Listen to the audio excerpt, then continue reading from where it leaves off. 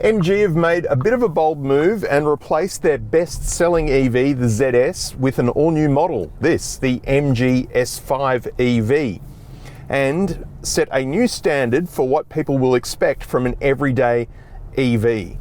Yes, it is really that good. Hi there, I'm Alex Dalrymple. This is my channel, Four Wheels in the Seat, where I review a new car every week. To make sure you don't miss out on one, hit the subscribe button down below, the notification bell, and if you enjoy the video, please give me a like. So when MG first released the ZS EV about 6 years ago, it was the cheapest EV on the market and it sold really well. So deleting that and replacing it with an all-new model while keeping the existing ZS as a petrol and hybrid only, it's a bit of a brave move, but it has paid off in spades with this new car. It now sits on a completely different platform. It's a completely different car. In fact, it shares a lot of its underpinnings with the MG4. And I think it is a much better looking car than the MG ZS. Stylistically, it looks really, really good. Up front, we've got a completely different front end with split level LED headlights and a pointy nose. Side on, this particular car is a top spec Essence model, so it gets slightly larger 18-inch aero alloy wheels. There are roof rails on top as well as a full-length sunroof. The back of the S5 looks really good as well. There's a powered tailgate underneath that, 453 litres of stowage space, and that increases by a further 1,000 with the rear seats down, some additional storage underneath the floor for tools. There are two powertrains available with the S5, basically short and long range. The long range gets a 62 kilowatt hour battery. This one gets a 49 kilowatt hour battery, and it's the same whether you get the entry level Excite or the top spec Essence. And it outputs 125 kilowatts of power and 250 Newton meters of torque, propelling this car to 100 k's per hour in just a bit over 8 seconds. Charging to 80% takes around about 19 minutes at a high-speed charger, and on a full charge you can get 410 kilometers of claimed range. On the long-range version you can add an extra 100 k's to that. So really, if you're commuting 30 kilometers a day, as most people do, that's fine. You won't need to charge more than about once every 10 days.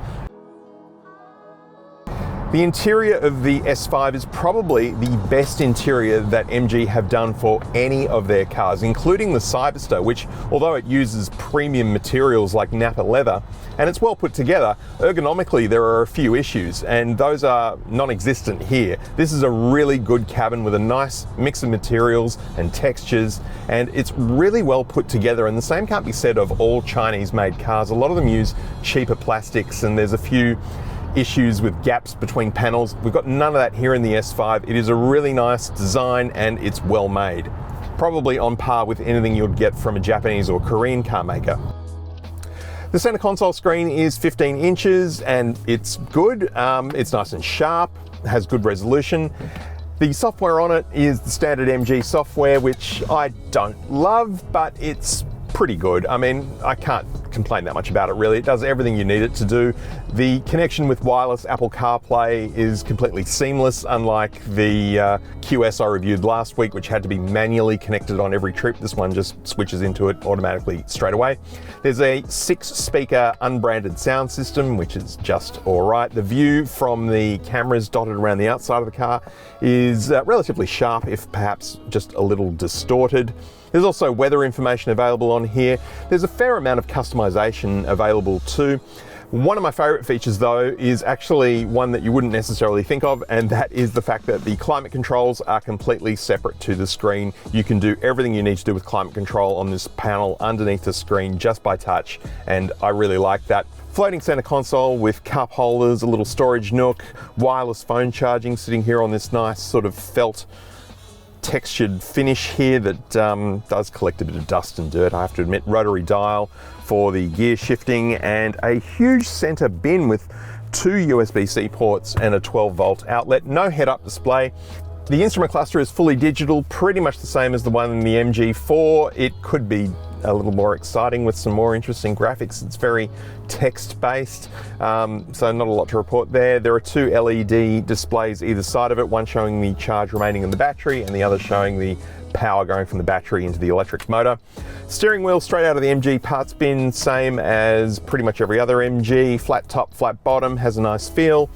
The seats are a not very exciting sounding combination of PVC and cloth, but they are very comfortable. Electric adjustment for the driver, the seats are heated in the front, and the seating position nice and low in the cabin, so it feels kind of almost a little bit sporty, plenty of headroom, and the steering wheel also has adjustable height and, oh no, it doesn't have reach. Oh yes it does, height and reach adjustment for the steering wheel. So driving the MG S5 is really nice. It is a really easy, comfortable car to drive that is just everything you need it to be. It's not too fast, it's not too slow, it has predictable performance.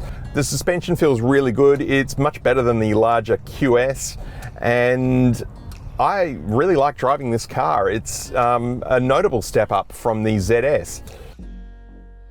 Drive modes, there are a few to choose from: normal, sport, comfort, snow, and custom.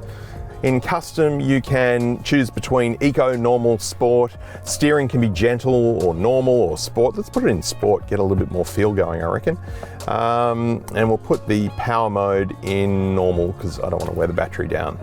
Okay, let's see what that feels like. One pedal driving, really good. I'm a fan of one pedal driving. That brings the car to a stop just by taking your foot off the accelerator. Great for bumper to bumper traffic, and you're also putting some additional charge into the battery as well. The S5 isn't too over the top with its beeping, fortunately. The only thing that it will beep at incessantly is an overspeed warning if it thinks that you're driving too quickly. And look, in principle, the idea of overspeed warnings is fine, keeps you driving below the speed limit.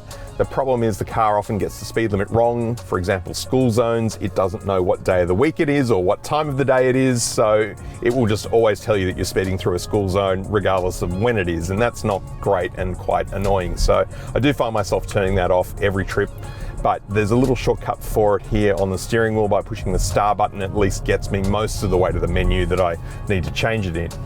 The only other bit of beeping that you do get is when the car detects that you aren't keeping your eyes on the road, and that's from the sensors here on the steering column pointing straight at your eyes, but that's not an uncommon feature in a lot of new cars these days. Here's the MG S5EV, a turnback car, a car so good looking that you have to turn back and look at it after you've parked it. It's certainly distinctive. Good looking, it's not ugly, it's quite attractive. Turnback worthy? Yeah, maybe when you first get it. There is a little bit of road noise coming through the cabin. That's probably more noticeable just because there's no petrol motor to drown it out. So maybe a little more insulation might be nice and keep some of that sound out, but it's not overly intrusive.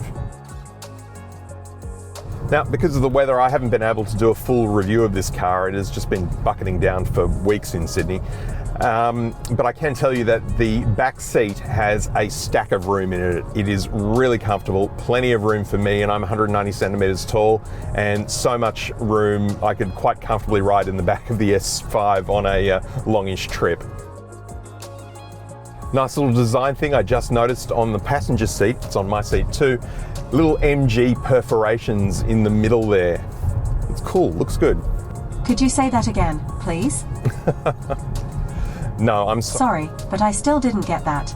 Could you repeat that for me, please? Yeah, you have to be very careful whenever you say, because the car's always listening. I'm sorry, I didn't quite catch that.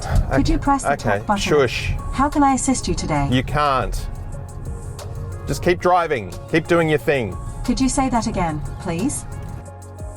I do think MG have managed to really hit the nail on the head with the S5. It is a really good combination of everything you need in an economical electric daily driver. It looks good, it drives well, and it's very competitively priced. So if you're thinking about going electric and you're a little bit overwhelmed by choice because there's now so many to choose from, I think you should definitely put the S5 at or near the top of your test drive list.